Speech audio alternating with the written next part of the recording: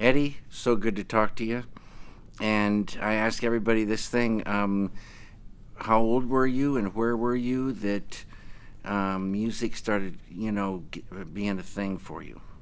I think love of music. I had a couple uncles. I was the oldest of the kids, but I had a couple uncles who, I'd steal their Beatles records. I remember stealing Yellow Submarine, Woodstock. Had a lot of stuff. So I was 5 or 6, Mm-hmm. and in the basement we had a turntable, and they had like Sly Family Stone and all the Motown stuff, and I think I just started singing to those records, and So you started singing first. yeah, Uh-huh. yeah. I picked up a guitar when I was about 12. And so where did the road, lead you here?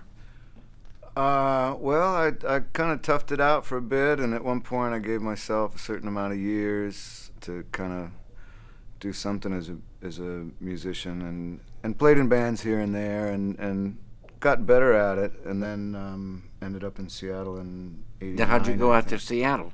A friend of mine, a good friend of mine, got an offer to play drums in a band up there, and they said, by the way, do you know any singers? And he threw me a tape, recorded on a 4-track that morning, like 3 songs, and sent them off, and never thought anything about it. And then a couple weeks later, they flew me up to Seattle, and we started playing together. And it's funny because we've been listening to that stuff recently, because we put out some of that early demo stuff, and I hadn't heard it since 18 years ago or something, and it was interesting to hear, almost terrifying, because I don't really remember spending more than 3 or 4 hours on these 3 songs and recording them and background vocals or whatever.